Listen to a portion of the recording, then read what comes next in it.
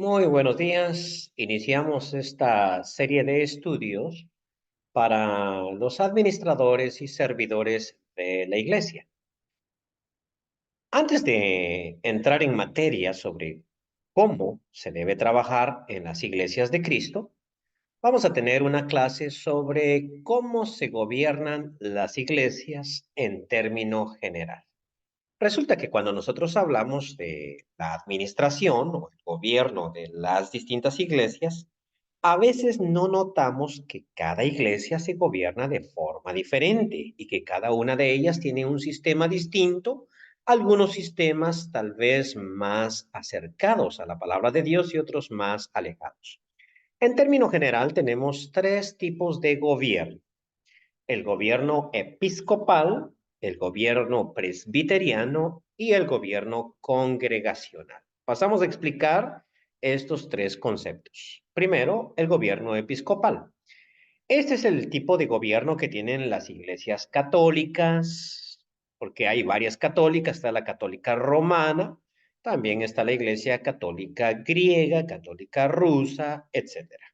También los anglicanos, los luteranos, los adventistas, los mormones, los testigos de Jehová y la mayoría de las iglesias pentecostales tienen este tipo de gobierno episcopal. ¿Y eso qué significa realmente? Bueno, significa que hay una persona que se llama el obispo, y obispo en griego se dice episcopo. De ahí viene la palabra gobierno episcopal. Pues hay un episcopo, es decir, un obispo. En la Iglesia Católica, por ejemplo, está el Papa, y en cada una de los países, a veces existe una diócesis. En el caso de los países pequeños, a veces en los países grandes, como sería el caso de los países suramericanos, existen varias diócesis. En cada diócesis hay un obispo diocesano. Y ese obispo administra las diferentes iglesias o las diferentes congregaciones. Por ejemplo, a nivel universal existe el Papa, que es el obispo de la iglesia en Roma, y él es el que administra todas las iglesias. Entonces, el gobierno episcopal significa que hay un obispo y él administra la iglesia primera, la segunda, la tercera y la cuarta. Los anglicanos tienen el mismo sistema. O, por ejemplo, si nosotros hablamos de los adventistas, ellos tienen a un solo gobernante. No le llaman papa, le llaman presidente. Y a cada X cantidad de tiempo ellos lo eligen, pero él gobierna todas las iglesias. Los mormones, por ejemplo, tienen a un profeta. Ese profeta es el que gobierna las diferentes iglesias. Y los pentecostales, que son un poquito difíciles de determinar, generalmente tienen a un solo líder. Por ejemplo, estas iglesias grandes que tienen a estos teleevangelistas, como sería el caso de Cash Luna en Guatemala, él es el que gobierna la iglesia, es un solo hombre y tiene una iglesia principal donde él predica.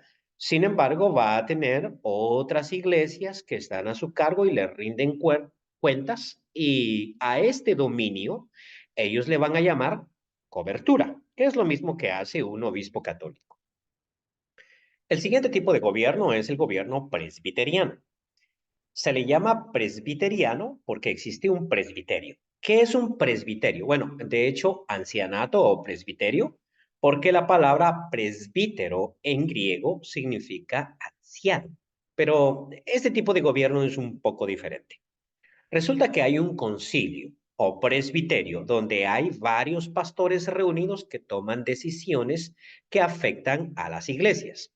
Pero hay una diferencia básica entre este tipo de gobierno y el gobierno episcopal. Bueno, varias diferencias. En principio de cuentas, en el presbiteriano no es una persona la que gobierna, sino son varias personas. En el episcopal es una persona, en el presbiteriano son varias personas. Sería la primera diferencia. La segunda diferencia es que en el sistema episcopal es la persona del obispo quien le da significado a la iglesia. Sin el obispo no hay iglesia católica, sin el papa no hay iglesia católica. Sin el profeta mormón no hay iglesia mormona. Sin embargo, en el sistema presbiteriano no es así. sino que estos presbíteros se eligen en cada una de las congregaciones.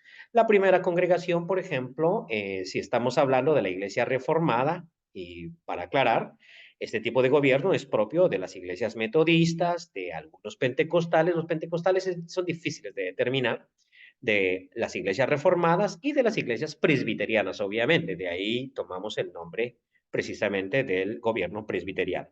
Pues digamos en las iglesias presbiterianas, cada congregación envía a dos ancianos o presbíteros. Uno que va a ser un clérigo, es decir, alguien que se ha educado para pastor, y uno que va a ser un laico, es decir, uno que solamente es un anciano de la iglesia. Los dos son representantes de esta iglesia y cada iglesia manda dos.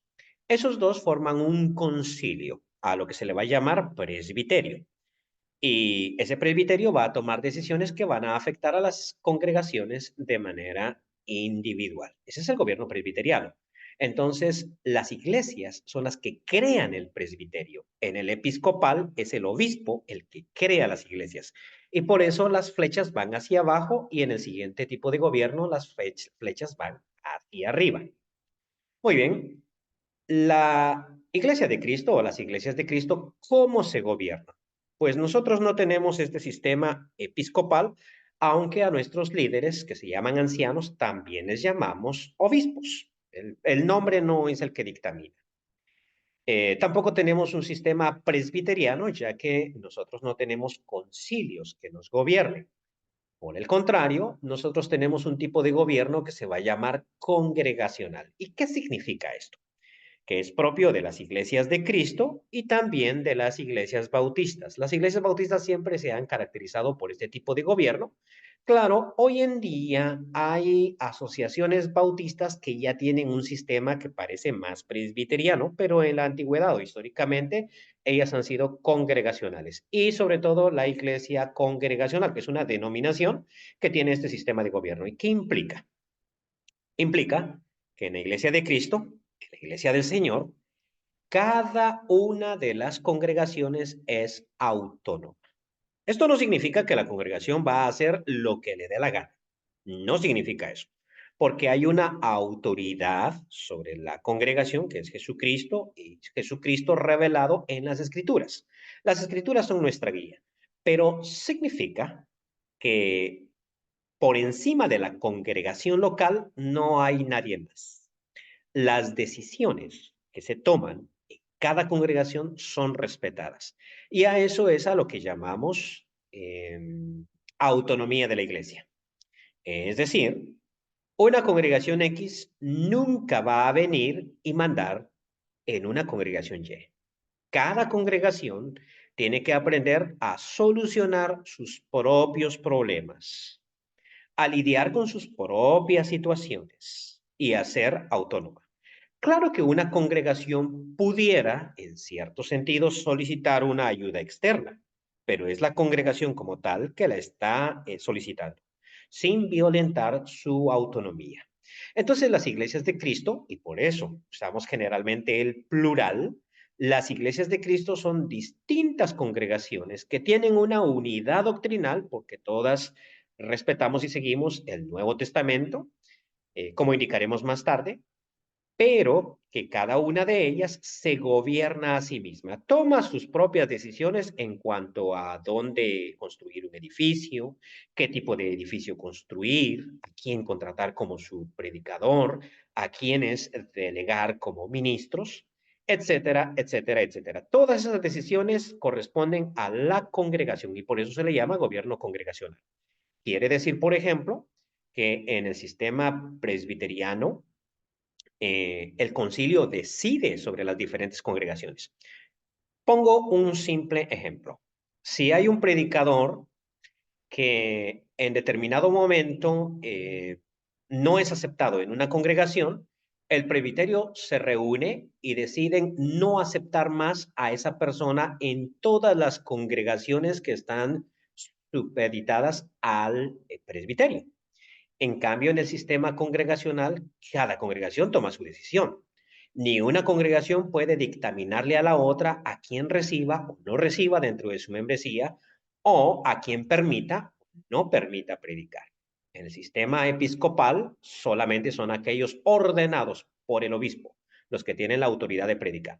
Por ejemplo, en la Iglesia Católica solamente es el sacerdote, podría ser el presbítero o el diácono o el delegado de la palabra, pero con la autoridad del obispo, quien puede ejercer el ministerio en cada congregación. Si no tiene la autoridad del obispo, si no ha sido ordenado, no se puede. En el sistema presbiteriano hay que pedirle permiso al presbiterio para tomar ese tipo de decisiones. Y por eso es que todas las iglesias mormonas, por ejemplo, estoy hablando de las capillas de los edificios, todas son idénticas, precisamente porque es una iglesia que está unida. Sin embargo, en las iglesias de Cristo, cada congregación tiene que velar por la construcción de su edificio y por eso tenemos edificios de distintas clases, tenemos ministros de distintos niveles y tenemos problemas en cada congregación que deben ser solucionados por la congregación misma. Cuando nosotros vemos el Nuevo Testamento, vamos a ver que las congregaciones que existían o las iglesias que existían en el Nuevo Testamento eran independientes, eran autónomas. Claro que había una autoridad sobre ellos que era la autoridad apostólica. El apóstol Pablo, por ejemplo, escribía a los Gálatas, escribía a los tesalonicenses, escribía a varias iglesias que él había establecido y era autoridad sobre esas iglesias en aspectos de doctrina y de práctica. Sin embargo, hoy en día ya no tenemos apóstoles.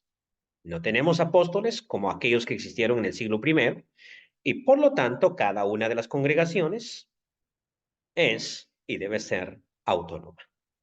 Bien, esto es todo por hoy. Que el Señor los bendiga.